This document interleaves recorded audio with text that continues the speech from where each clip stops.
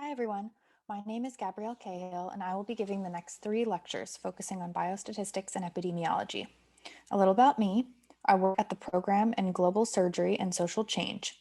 As far as my training, I am in my final year of medical school and have an MPH in quantitative methods, or biostatistics and epidemiology, from the Harvard School of Public Health. We have 4 learning objectives for today. The first is to better understand populations and samples. We then want to understand how to describe the types of data and how we can represent them, visually and numerically.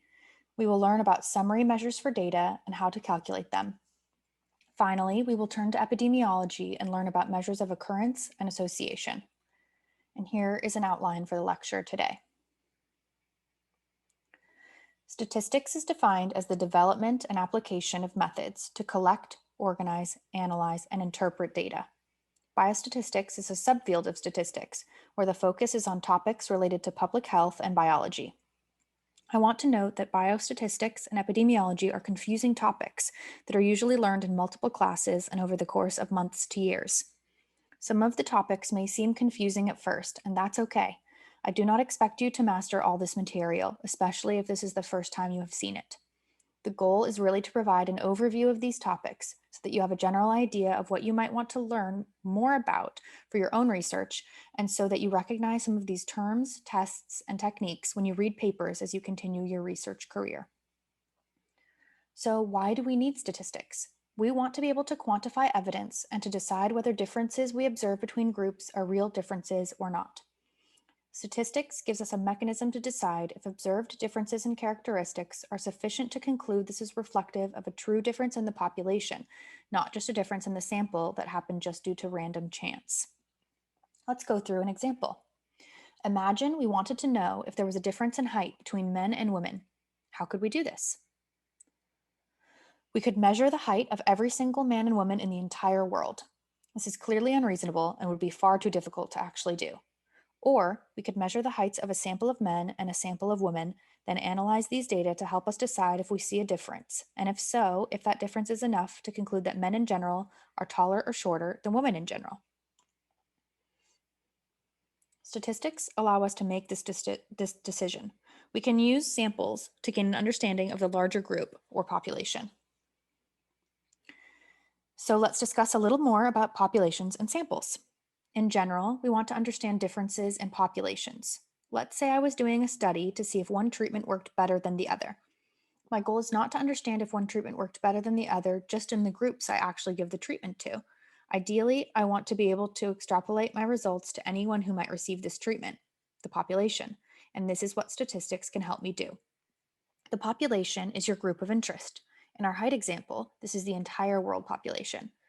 The sample is a subset of the population selected to represent the larger population. In our height example, those whose heights we measure. Population doesn't have to mean the entire world.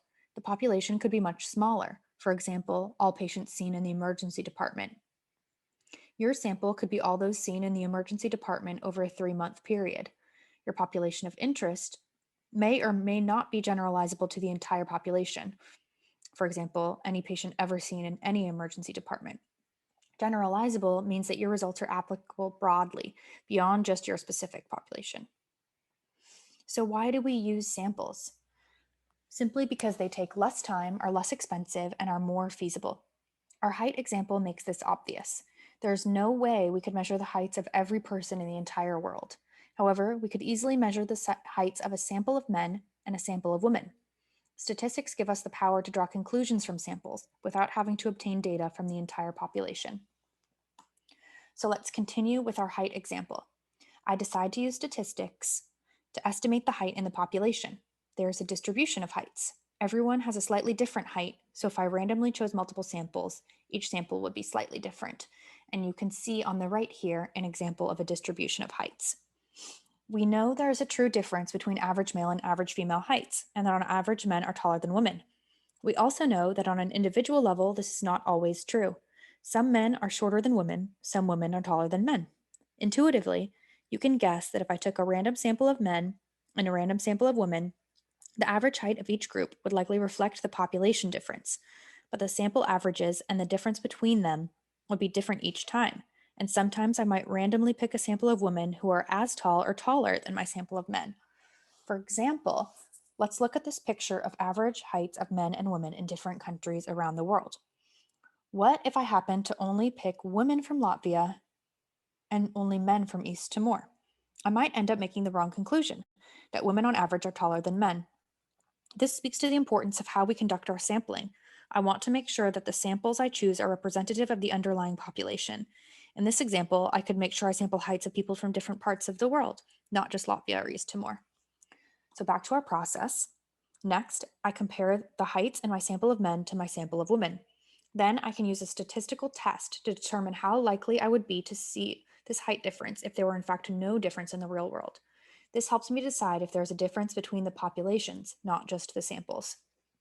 A statistical test would tell me, based on my samples and the variation within them, how likely is it that the underlying population, all men and all women, are truly different.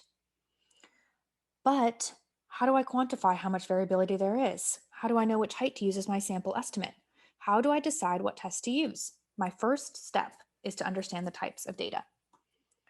Here is a breakdown of the types of data. The two broadest types are categorical and numerical. Within categorical, we have nominal and ordinal. Nominal refers to unordered categories, for example, gender or race.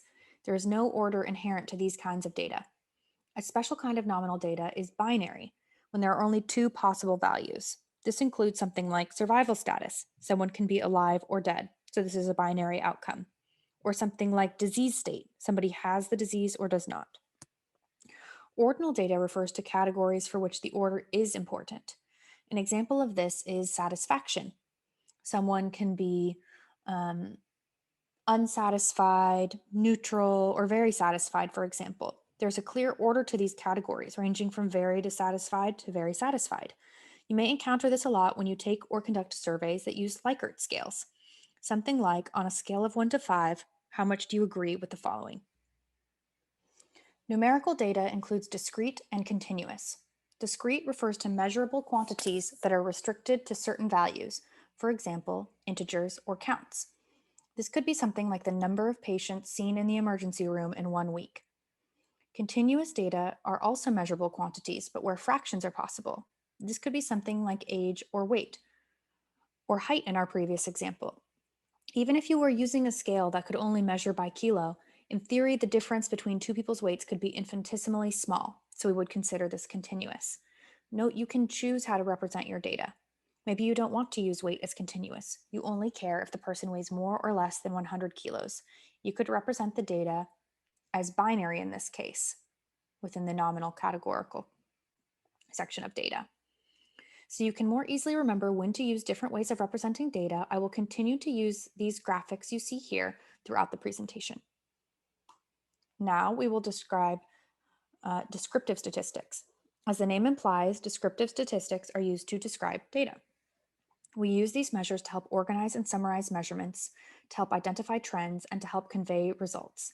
Descriptive statistics include tables, graphs, and summary measures, and we will go over each of these. The first thing we will talk about is tables, and you can use this for all kinds of data. A frequency distribution is a list of the possible values of the data and the frequency or their number of times each occurs. On the left here, we have a binary outcome, yes versus no. Remember, this is a special type of nominal categorical data. You can see here I've written the frequency of yes and no responses. Relative frequency is the percentage of the time each value occurs. In the rightmost column, you can see I've written n and percent. This is a common way you might see a frequency table in a research paper.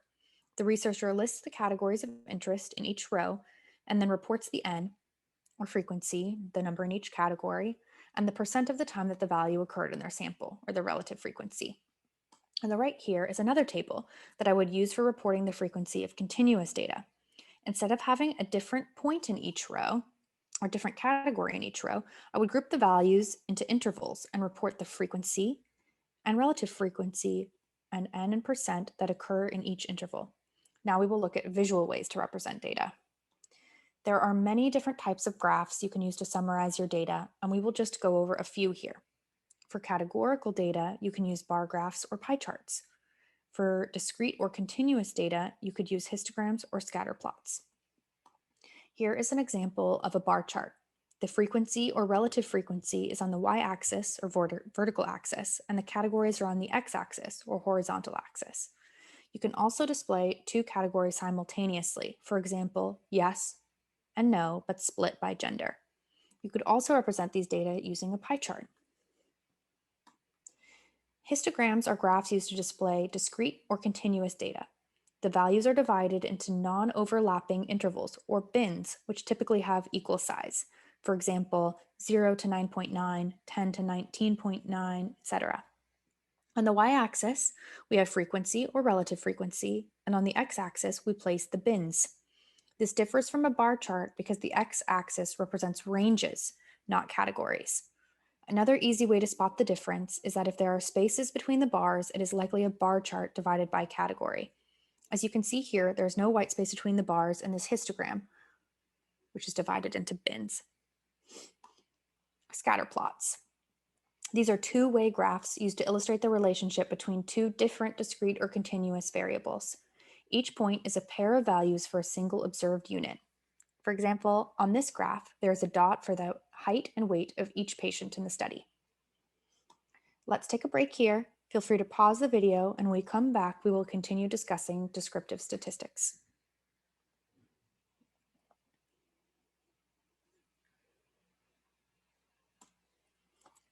Okay, let's keep going. We are now going to discuss summary measures, which quantify the characteristics of a set of numerical values. We are going to talk about measures of location, also called measures of central tendency, and measures of spread or dispersion. So a little bit more about summary measures. As the name suggests, they allow you to summarize your sample data. Location, where is the middle of your data? Where is it centered? It tells you the point about which observations cluster and what is typical for this data set. And then spread, how spread out are your data? This characterizes the amount of variability among the values. Remember, you can also summarize with the graphs and charts we spoke about earlier. The first measure of location we will discuss is the mean, or the average. There are some symbols we should know in order to talk about these measures. The first is this lowercase mu that looks a bit like a U. This is the mean of the overall population. This lowercase x with a line above it, or x bar, represents the mean of our sample. Remember, we often don't know the population mean because we haven't measured the whole population. We are really estimating it using the sample mean. So how do we calculate the sample mean? We add all the values in the sample and divide by the total number of observations. Something to note about the mean is that it is sensitive to outliers, which are values that are much lower or higher than the rest of the values. Say we have a data set with the following values: 5, 7, 5, 6, and 30. We can add these up and divide by 5, or the total number of values, and get 10.6. This is our mean. 30 is much higher than the rest. What happens if we remove it? 5 plus 7 plus 5 plus 6 divided by 4 is 5.75. The mean almost halves. It is sensitive to the outlying value of 30. Median is another measure of central tendency. It is the middle value of a list ordered from smallest to largest. You may have heard the term percentile before. The median is also called the 50th percentile. Percentile meaning the percent of values below the value in question. So for the median, 50% of the values lie below it. The median is robust, which means that it is less sensitive to unusual values than the mean. Let's take our same list we used to calculate the mean and put it in order from smallest to largest. We can see the middle value here is 6, and this is the median. If you have an even number of values, the median is the mean of the middle two values. To calculate this, divide the middle two numbers by 2. Here's an example with 30 removed as in the previous example. Now the median is 5.5. As you can see, the median was much less sensitive to this outlying value of 30. 6 and 5.5 are much less different than 10.6 and 5.75, as we saw when we removed 30 from the data set when we were calculating the mean. Mode is another kind of measure of central tendency or location. It's the value that occurs most frequently. Recall our list: 5, 7, 5, 6, and 30. The mode is 5, as it occurs twice. The mode is more appropriate for nominal or ordinal data, as continuous data often have no mode, every value being different, or more than one mode. So which is best? The answer is it depends. When you are choosing which measure to use, you can think about the type of data. And here are lists of the appropriate measure to choose based on the data type. You can also think about the distribution of your data. We saw that the mean is more sensitive to unusual values. So if your data are skewed, a median may better represent the central tendency. So now let's talk a little bit more about what skew means. If the data are symmetric and unimodal, meaning they have only one mode, the mean, median, and mode should all have approximately the same value. If this is not the case, the data are skewed. And when this happens, as mentioned, the median may be more appropriate. Right, or positive skew, happens when there are more larger values and you get this tail off to the right. Left, or negative skew, happens when there are more smaller values. When we describe skew, we are describing the direction of the tail. This is easier to visualize using a histogram, as you can see here. Measures of dispersion. This is the other type of summary measure we discussed. These two data sets have the same mean and median, but clearly they look much different. If we had just used the single measure of location, like a mean or median, to describe this data, we don't get the full picture. We don't want to assume one value represents all observations. We want to know something about the variability of the data. And for this, we need measures of dispersion. I also wanted to mention kurtosis here, as it is often mentioned in concert with skewness. Kurtosis is a measure of how much these tails of the data vary from the normal distribution, which is a special case of a symmetric distribution and the most commonly used distribution in statistics. Just so you know, if you see kurtosis mentioned, longer tails means positive kurtosis, and shorter tails, more box-like, are negative. Range and interquartile range are two measures of dispersion. Range is calculated as the largest value minus the smallest value. This is highly sensitive to extreme values because it uses only the two most extreme observations. The interquartile range is a range from the 25th percentile to the 75th percentile. It describes the range of the middle 50% of the values. Variance and standard deviation. Variance quantifies the amount of spread around the mean. It helps tell us if the values are clustered together or if they are very spread out. It technically is the average squared distance from the mean. Here again, we need to learn some symbols. Lowercase omega here is the population variance, while lowercase s squared is the sample variance. The equations to derive these are a little bit different. It's not important to discuss why, but when calculating sample variance, you divide by the total number of observations minus 1, as this is a better approximation of variance. Here's the equation for your reference and for those of you who would like to see it written out, although you can usually put the values into a calculator and do not need to do this calculation by hand. Standard deviation is the square root of the variance and is a frequently used measure. It is useful because it has the same unit of measurement as the mean. And over on the right, we have a graph of two distributions with the same mean but different standard deviations. You can see the red one has a much higher peak than the blue, which has a larger standard deviation. So now let's do a sample calculation. We can go back to our data set we used to look at mean, median, and mode. We already know the sample mean is 10.6. So to calculate variance, we subtract that mean of 10.6 from each of the values in our data set and square that number. We then add all of these up and then divide by the number of values minus 1. Our variance is 118.3. Our standard deviation is the square root of this value, or 10.9. As I said before, you should understand how to calculate summary measures by hand, but you rarely, if ever, need to. There are many online calculators and statistical tools that can do this for you. I want to introduce a useful concept to you here that you may have heard of before. It's called the 68, 95, 99.7% rule. It's based on the normal distribution, again, one of the most common distributions used in statistics. And many statistical techniques assume this distribution in order to draw conclusions. We often see normal distributions in nature, for example, in the heights in our original example. If our data are normally distributed, we can estimate the percentage of values that lie within standard deviations of the mean. This is a valuable thing to be able to do because it allows us to easily estimate the number of observations that should be found within a specific range. For example, if your data are normally distributed, 68% of values lie within one standard deviation of the mean, 95% within 2 standard deviations, and 99.7% within 3 standard deviations of the mean. Here's a larger picture that may help you understand this rule a little better. You can also use this in the opposite direction. For example, if you see around 68% of your data are within 1 standard deviation, 95% within 2, and 99.7% within 3, you can conclude that your data are approximately normally distributed, and this can be helpful when conducting statistical tests later on. Now, let's talk about how we report summary measures. How are these talked about in research papers? Often, you see median with interquartile range in parentheses, or mean plus or minus standard deviation. When you write a paper, you get to choose how to present your data.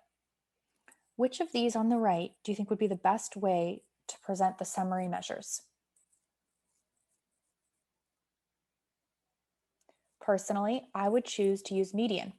We can see by looking at median here that the data are skewed. The median is 29, but the 75th percentile is just 30. This means that the data are left skewed, or there's a tail extending to the left. If we presented the mean and standard deviation here, we lose that information and you can't tell anything about the skew of the data. Now let's take another quick break. When we return, we will begin discussing epidemiology.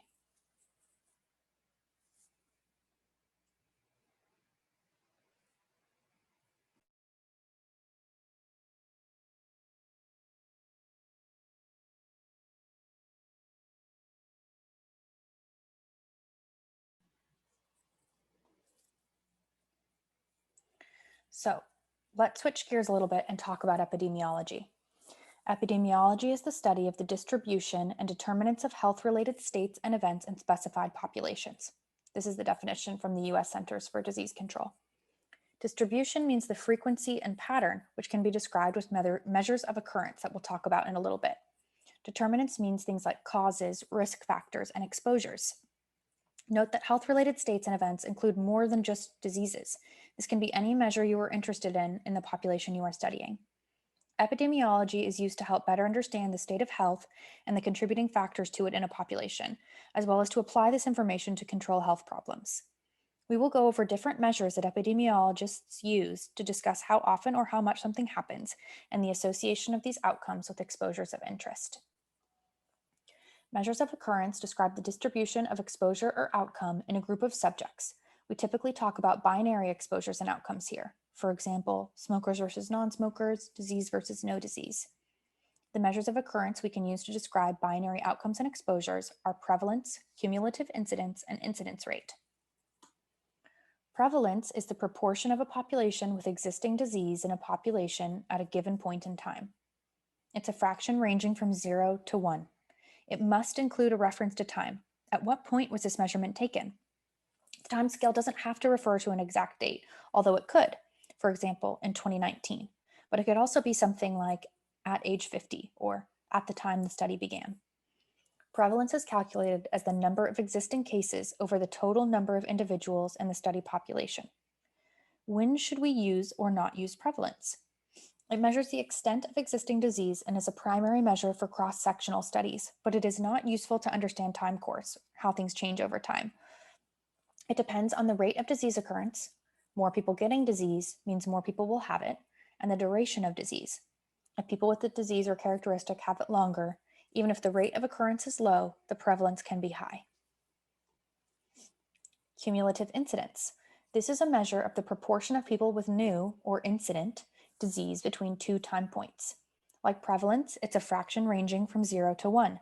You must also specify time, but in the case of cumulative incidence, we don't specify a point in time, but rather the time boundaries. The equation is the number of incident cases from time 0 to time 1 over the number of individuals at risk at time 0. At risk at time 0 means those who could get the disease but are free from it when the study begins. Anyone who already has the disease does not contribute to this risk group. Everyone is followed for a fixed amount of time, and cumulative incidence increases as cases accumulate, and it can't decrease. Let's do an example calculation. Say I have a population of 100 people. At the start of my study, 10 people have diabetes. Over the course of my 5-year-long study, 20 more people are diagnosed with diabetes. Assume everyone diagnosed with diabetes remains diabetic. What is the prevalence at the start of my study? What about at the end? What's the cumulative incidence of diabetes over the course of the study period? So let's start with the prevalence at the start of the study. It's the number of people with diabetes at the start over the total population. So the prevalence is 10 over 100, or 10% at the start of my study. Note, I specified the time point. What is the prevalence at the end of my study? It's 10 plus 20, or 30 over 100. So it's 30% at the end of my study. What is the cumulative incidence of diabetes over the study period? When my study began, 10 people already had diabetes. Therefore, only 100 minus 10, or 90 people, were at risk for diabetes over the study period. And over the course of the study, 20 more people were diagnosed. So the cumulative incidence was 20 over 90, or about 22% over the 5-year study period. Now that we know how to calculate cumulative incidence, let's discuss some of its limitations. First of all, it doesn't tell us anything about when in the time period the events occurred. Did the 20 people get diabetes at the end of the study, the beginning, throughout? It does not allow for changes in population size. The number at risk at the beginning of the study period is the number used to calculate cumulative incidence. But what if people enter the study? Additionally, if follow-up time is long enough, the cumulative incidence tends toward 1, because as time goes on, more and more people are likely to experience the event in question. There's no way to account for changes of exposure over time. What if I'm interested in the number of smokers who get diabetes? One of the people I'm studying smokes for the first 2 years, then stops. There's no way for me to account for this. Either they're in the risk group or not when I'm calculating cumulative incidence. Finally, you may not always know if the disease occurred or not. There are different reasons you might not know.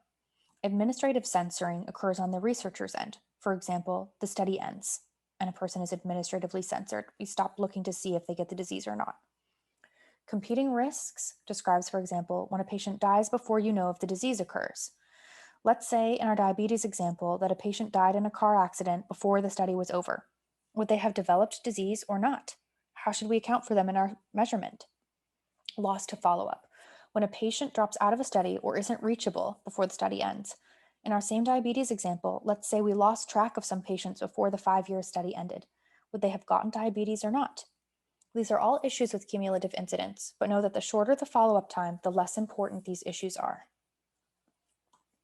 Another measure of occurrence that can avoid some of the issues with cumulative incidence is the incidence rate. In the equation, the numerator, top half of the fraction, is the same as for cumulative incidence. We are looking at the number of incident cases from time 0 to time 1, the beginning of the study to the end of the study. However, the denominator is different. We are looking at the total person time at risk from time 0 to time 1. The units of incidence rate are cases per person time. For example, 100 cases per person year. And we'll talk a little bit more about person time in a second. It ranges from 0 to infinity and can increase or decrease with time because it's a rate, not a proportion. Unlike cumulative incidence, it accounts for when the case occurred and allows for changes in the population size and a variable length of follow-up because the cohort is open. A little bit more on what I mean by an open cohort versus a closed cohort. A closed cohort has a membership defining event. It can have no new members because it is based on an unchanging event. For example, people who were medical students in 2019. An open cohort is a state-defining event. Members can enter, exit, and re-enter over time, and the time in the cohort can vary depending on the individual. For example, people currently using WhatsApp or people currently residing in Haiti. That's a state which has a population which can vary depending about how many people are using WhatsApp at any one time or how many people living in Haiti at any one time, for example. So let's discuss a little bit about what person time is. It's the time at risk for each person in the cohort. It's the total time from time 0, the start of the study, until either the outcome of interest occurs, the person in question is censored, for example, because of a competing risk, a loss to follow-up, or they're no longer at risk, or until the study ends. Each person contributes person time as long as they are at risk of the event. A person can leave and then re-enter. So for the example I gave earlier about a smoker, someone could smoke for the first year, then quit for 2 years, then smoke for the final 2 years. If I'm interested in diabetes in smokers, I could say that they contributed a total of 3 years time at risk, that time that they were smoking. Now let's look at this graph a little bit. On the top, you see chronological time from 1990 to 2000. Below, we can see the amount of person time each of the 10 subjects contributed. For example, person 1 contributed 2 years of person time until they had the event in 1992. Person 2 joined the study in 1992 and contributed 8 years until they had the event, which you know from this X, in 1999. Person 3 contributed 10 years of time and never had the event. They were administratively censored when the study ended, meaning they were no longer monitored to see if the event occurred or not because the study was over.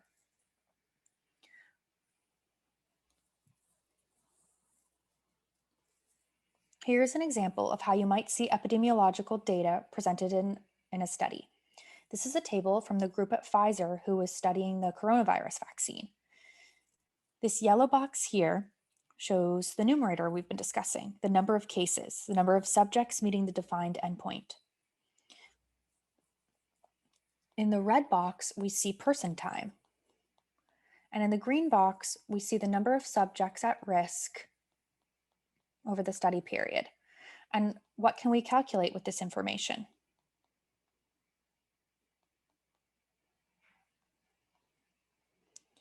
I could calculate incidence rate, which is the yellow over the red, and I could also calculate cumulative incidence, or the yellow over the green, and you can see those calculations here.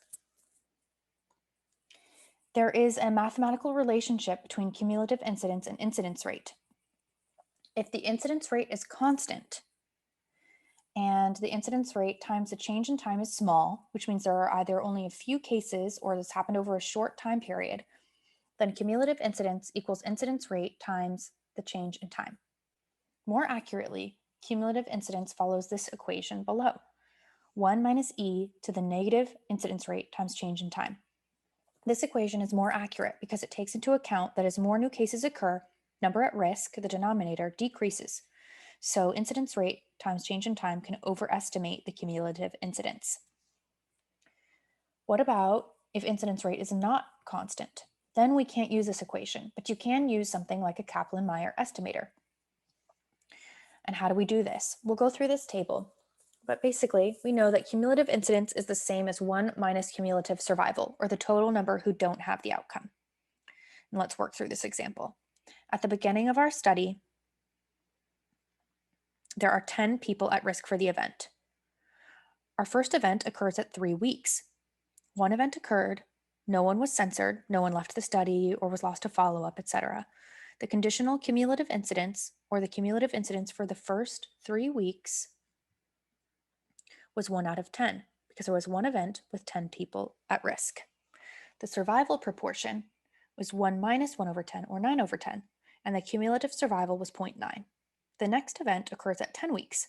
At this point, one person had the outcome of interest, and we had one censored person sometime between 3 and 10 weeks. Let's say they left the study and we can't find them. The number at risk was therefore 10, minus the person who had the event at 3 weeks, minus the person who left the study, or 8. The conditional cumulative incidence, or the cumulative incidence just between the 3 weeks to 10 weeks, is 1 over 8. The conditional survival proportion is 7 over 8, and the cumulative survival is 9/10 times 7/8, or 0.79. We can keep doing this for each event in order to estimate the final cumulative incidence, which is, in this case, 0.47.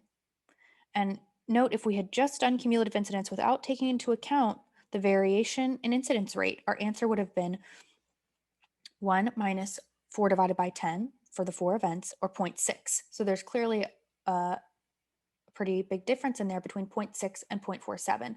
That's important to take into account when you have a variation in incidence rate. And here's a graph that visualizes the change in cumulative incidence as each event occurs.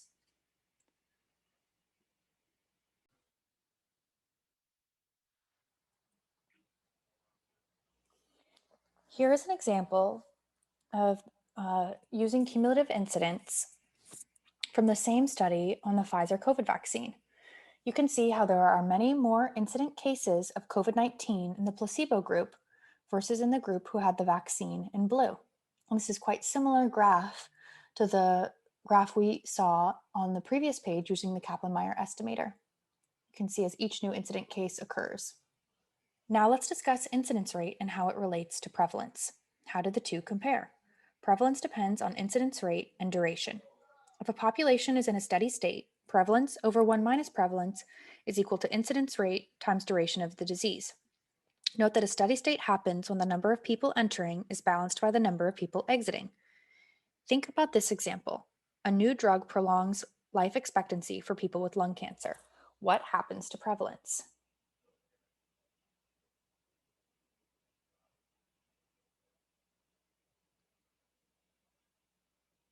In this case, prevalence will go up. The new drug should not have an effect on the number of people getting lung cancer. However, it improves the life expectancy for those who do get lung cancer.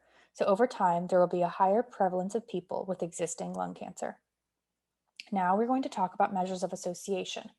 As the name suggests, these measures summarize the relationship or association between two categorical variables, in this case, exposure and outcome. They provide an estimation of the effect of exposure. Let's say our research question is wound infection after open fracture related to antibiotic usage? Our exposure in this case is antibiotic usage, and our outcome of interest is wound infection. We're going to keep using this example over the course of the next few slides. There are two main kinds of measures of association. The first are difference measures, which make absolute comparisons. They quantify the absolute decrease or increase in outcome between the exposed and unexposed. This type of measure is said to have more public health or clinical impact because it tells you the actual difference in outcome one might be able to expect if no one were exposed or if all were exposed. Ratio measures are relative comparisons. It looks at the relative increase or decrease in outcome between exposed and unexposed and helps us to assess the effect of exposure on disease. Again, don't worry if this seems like a lot to take in. These concepts take time and working through multiple examples to understand. We want you to be aware of what's out there so you can use this lecture as a resource, for example, when you see these in papers. A lot of researchers rely on statisticians and epidemiologists to help with their own analyses, but we need to have this baseline knowledge in order to be able to communicate and understand other people's work. So let's talk a little bit about the various ratio measures. They range from 0 to infinity, and if there is no association, their value is 1. The first is the cumulative incidence ratio, often called the risk ratio. It's calculated as the cumulative incidence in the exposed over cumulative incidence in the unexposed. The incidence rate ratio is often called the rate ratio. It's the incidence rate in the exposed over the incidence rate in the unexposed. If you hear relative risk, stop to consider whether the authors are discussing cumulative incidence ratio or incidence rate ratio. This term is somewhat loosely used and can describe either. Finally, the odds ratio. This is the odds in the exposed over the odds in the unexposed, where odds are the proportion who have the outcome over the proportion who don't have the outcome. This is often used in the world of betting, for example. Odds ratio is a bit weird to understand. So why do we use it? It's because odd ratios have specific statistical advantages that we can discuss more later. For example, when we talk about logistic regression. Now we will talk a little more about the difference measures. If there is no association, the value of a difference measure is 0. The two main measures are the cumulative incidence difference, also called the attributable risk, and the incidence rate difference. Cumulative incidence difference is calculated as the cumulative incidence in the exposed minus the cumulative incidence in the unexposed. It ranges from -1 to 1. You may have heard of a value called the number needed to treat. This refers to the number who would need to receive an exposure, for our example, an antibiotic, in order to avoid the outcome in one person, and is calculated as 1 over the cumulative incidence difference. The incidence rate difference is the incidence rate in exposed minus unexposed and ranges from -infinity to +infinity. This is a 2x2 contingency table, which is a very common table used to understand epidemiologic data. It divides data into the 4 categories by exposure and outcome. For example, A here is someone who is exposed and had the outcome of interest. You can use the contingency table to more easily visualize and calculate the various measures. And here are some example calculations below. So let's go over some examples of how you would calculate these measures in a cohort study. In our example, we have a cohort of 500 people with open fracture, followed for 6 weeks for early wound infection. In our example, 400 were treated with antibiotics and 100 were not. Of the 400 treated or exposed, 16 developed early wound infection, had the outcome, and 384 did not have the outcome.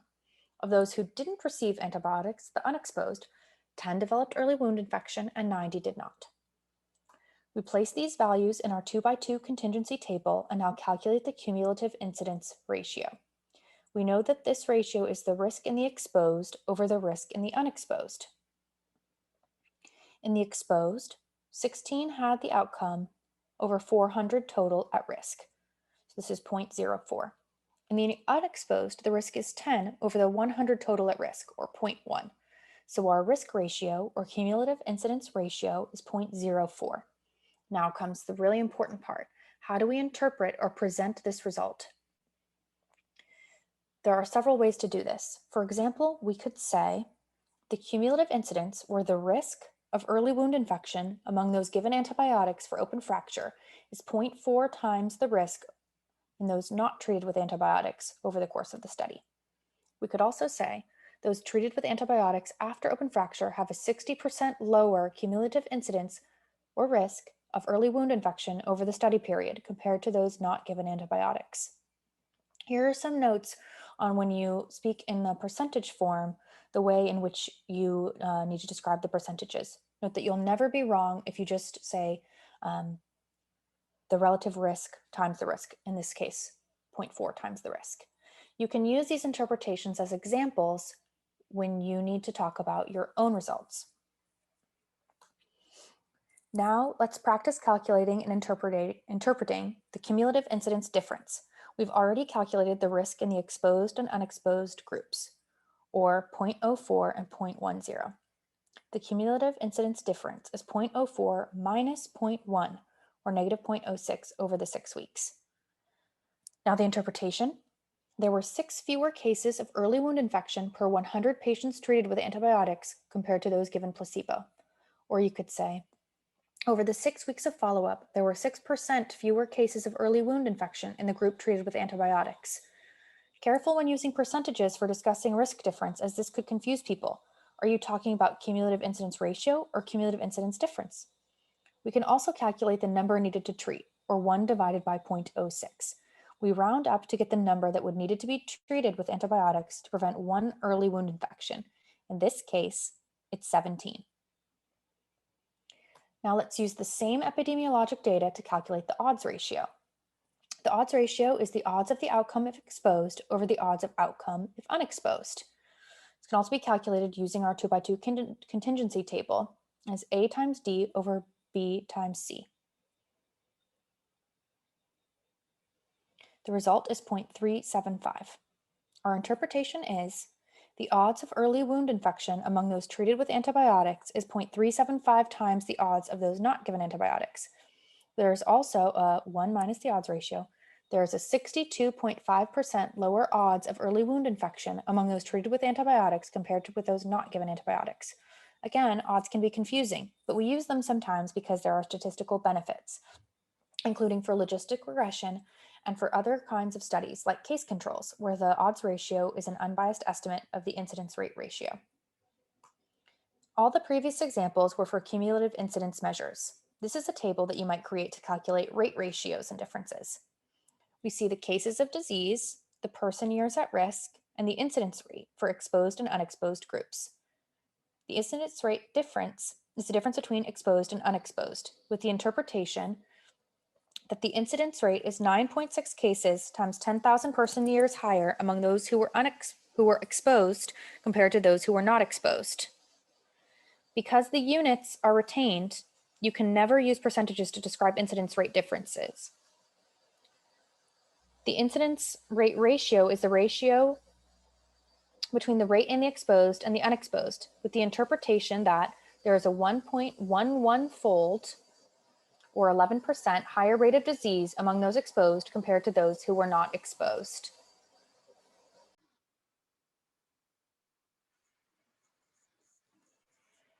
Now we're going to talk briefly about something called confounding. Let's start with an example. Imagine I want to know if taking a daily vitamin is associated with a decreased risk of hypertension. I conduct a survey and ask 150 people whether or not they take a daily vitamin, and I measure their blood pressure, categorizing them as either having hypertension or having normal blood pressure. I place all the subjects in my contingency table. Doing the calculations as we learned earlier, I conclude that the prevalence ratio is 1.88. The interpretation is that the prevalence of hypertension was 1.88 times greater in those who take multivitamins than in those who do not take multivitamins. This is unexpected. Is there really an association between taking vitamins and hypertension? I want to explore this a little bit more deeply, and I wonder if gender could be influencing my results. I stratify my results into two strata, male and female. Here are the tables for males and for females. When I split the analysis, I see there is no association between vitamins and hypertension.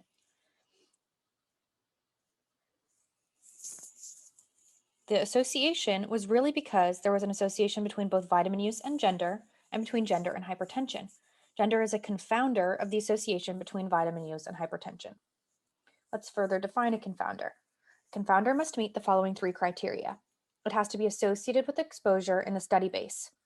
In our study base, everyone in the study, male gender is associated with the use of vitamins, prevalence ratio being 1.94. It has to be associated with the outcome in the absence of the exposure. In our example, male gender is associated with hypertension among those who don't use vitamins. Confounder also can't be a downstream consequence of exposure or outcome. In our case, gender is not on the causal pathway between vitamins and hypertension. And at the bottom, we can see a directed acyclic graph, or DAG, a graph used in epidemiology to understand relationships between variables that shows the relationship between gender, vitamin use, and hypertension. We're curious about the association between vitamins and hypertension, and we can see gender is associated with both vitamins and hypertension, that it is a confounder. Confounders are variables that wholly or partially account for the observed effect of an independent variable, exposure, on the dependent variable, or outcome. They represent bias that we want to prevent through study design. For example, in this case of gender, we could ensure that both groups in our study have equal numbers of males and females, or to address in our calculations. If confounding isn't addressed, it can lead to incorrect estimates and incorrect conclusions. So how do we present our estimates when we know that confounding has occurred? There are several ways. We can present the strata separately, in our previous example, presenting male and female separately. Or we can present weighted averages of the stratified values. For ratio measures, you use something called Mantel-Hansel weights. For difference measures, you can use inverse variance weights. Don't worry about this too much. I'm just telling you in case you use this as a reference later and want to look this up. It's beyond what we need to know for now.